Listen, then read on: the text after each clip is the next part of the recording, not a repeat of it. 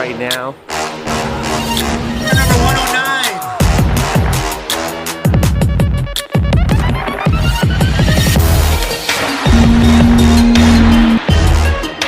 Run the wiring for all the programs. This has been Welcome guys to another video, and it's about that time that we're going to be working on the wheels. Now that we have the suspension, the coilover installed, we're going to put the new wheels and set the proper height due to the fact that the new wheels are actually 17-inch versus the 18-inch. The setup that I'm going with, it's going to be another unique combination because the DC5 never came with these wheels. These wheels right here are from the Civic Type R from the FD2. And it has a nice contrast because of the blue matches well with the gunmetal gray. The next wheels that I'm using are from another Type R, and you guys might recognize it, and I'll show you guys in a little bit which wheels those are.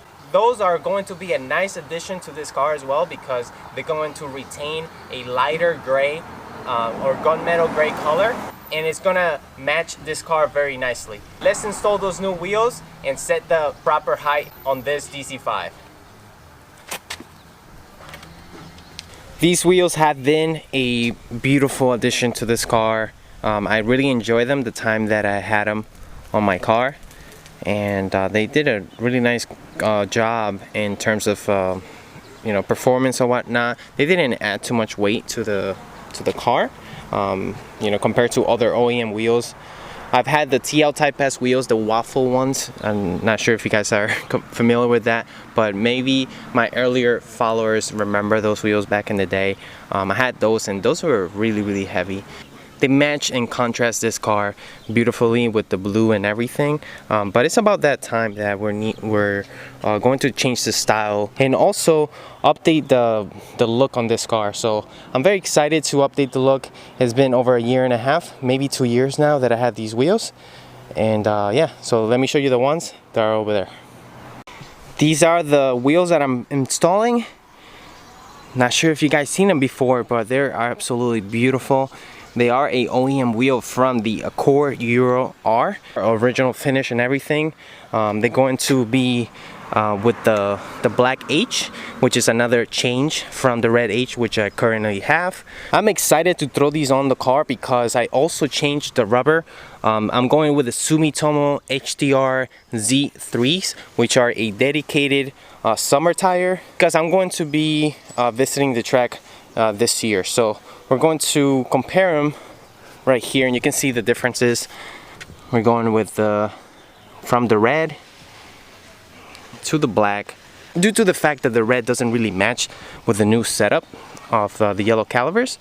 Going from 18s to 17s, I'm gonna decrease the weight, and the acceleration is going to improve and everything, and also the looks due to the fact that these tires are a little wider. Well, at least they're the same exact size, the same specs as those, but for some reason they have a wider patch, which is nice for grip.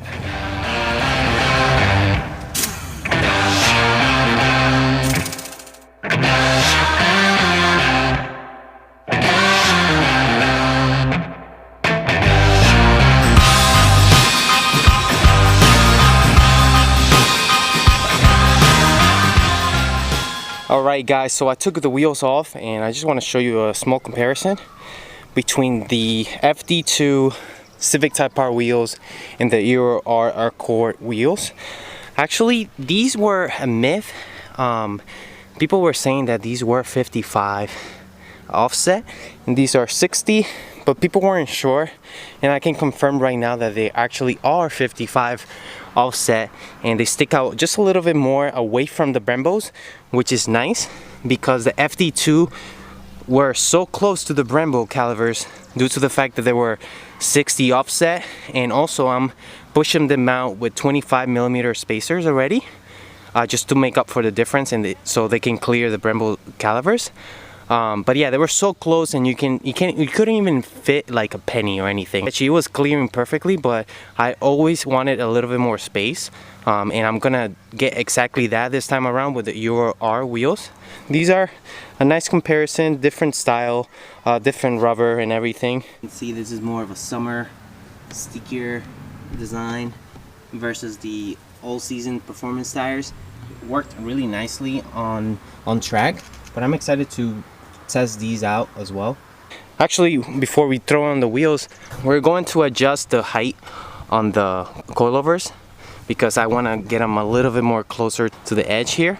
So yeah, let's get rid of that wheel gap. And also in the back, I have to adjust these as well. Very nice setup so far.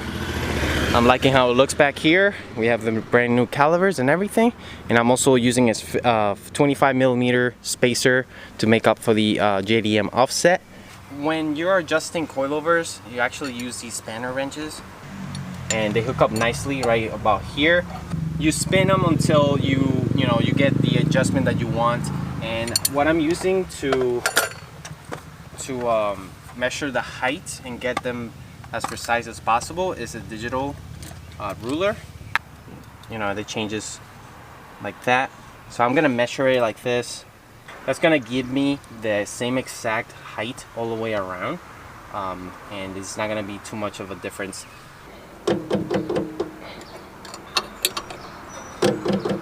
So I adjusted the rear end. That one took a long time.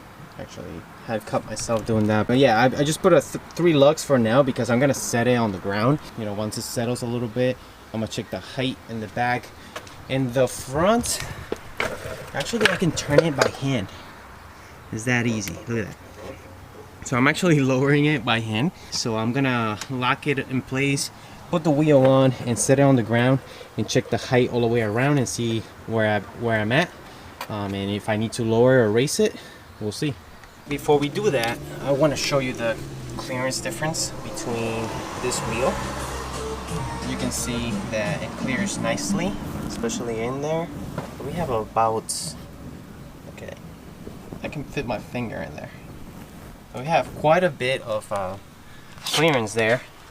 And I'll show you on this side, which I still haven't done it, so I can show you the difference, but check that out. That's how much clearance I have. It doesn't rub or anything, of course. Obviously the caliper will be damaged at this point, but I've been rocking it like this for a long time.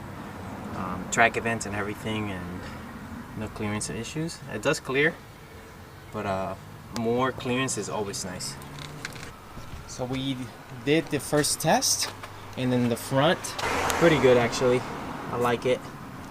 I don't want it to be slammed or anything. I'm not into that. It's more function out here. So the tire is actually even with the fender and the inside, which is perfect and exactly what I wanted. So I'm gonna lower the back and see how that looks, because right now I have about 2 inches of gap, 2 finger gap, but looks really good, guys. I'm excited to adjust the rear a little bit more. I'm gonna adjust the front just slightly more. All right, boys, check it out. I absolutely love how this looks. I mean, I've never was opposed to coilovers, but I wasn't there yet. I wanted to try the OEM options first, and now we're here, boys. We have coilovers installed. The height looks perfect. It's barely tucking. We have the tire right there, and basically just room for movement and potholes and whatnot. But this is gonna be great for the track. There's the back right here. It looks just as amazing. This process took about 5 hours. Wow. Took a lot of adjustments and time and patience, and I mean, I cut myself up so many times. Look at my arm. It's crazy. It's really hard to adjust a coilover. But one thing that didn't help, it was this right here. Pointer right here where they grab onto the lug nuts, they get dull so fast and it just slips off. So what I would recommend you guys, if you get coilovers or these K-tuned and K1 whatever, get you yourself nicer ones, because they're gonna get dull at the end. You don't want that. That took way too long. K-Tune, please, like, improve these or something, because this kit is $1,000. I'm sure you can, you know, come up with a better option, maybe a higher quality metal for these. This side looks good as well. The alignment has to be adjusted and all. This side has more camber than the other side. As you can see, this back wheel looks all funky or whatever. But this is exactly how I want it to look. Like this. Just kind of like track status. I want to get the most grip out of the tire, so I want this not cambered out. Just nice, you know. But yeah, guys, I'm super happy with this, and it came out really nice. I can't wait to continue on with this refresh project. Wheels are gonna get back in storage along with my DC5 Type R wheels. These are not going anywhere. I love these. They're just going back into my collection. Alright guys, so we're gonna end up this video, and man, I can't man, this looks really good. So that's gonna be it for today's video. I hope you enjoyed it. This was my first time dealing with coilovers. The adjustment, it took 5 hours of adjustment, but that's because, you know, I'm going from nothing to something as far as adjustments. Now I get a pretty much a ballpark of where I want to be with the height. Obviously I'm gonna have to make adjustments, at least small ones, once I get to track events and stuff. But for looks right now, it looks really nice. I'm gonna be testing out the quality of the coilovers too once I take it to the track. First impressions, I drove it for a little bit, maybe like a couple miles, 5 miles maybe. They were too soft on the soft setting, so I went ahead and just maxed them out. And I'm gonna try them out once I get a nice alignment on this car. I'm gonna try them out with time and go from there, and I'll let you guys know what I think of them. So guys, let me know what you think of the wheels on the comment section. I hope you enjoy them. They look very nice and very unique. These are the Euro R CL9 from the Accord in Japan. I haven't not seen them on a DC5 before, just like the FD2 wheels. I just wanted to try something new, and so you guys can get an idea of what OEM wheels look on a DC5. These are stickier tires. They're a little wider as well for track use, and it's gonna give it more stability paired with the coilovers and the looks of the wheels. I think I hit a home run with these. I'm very excited to try them out, and I absolutely love how they look. Guys, if you like content like this, make sure you hit the thumbs up and make sure you subscribe for more. Thank you so much for watching, and until the next one, peace.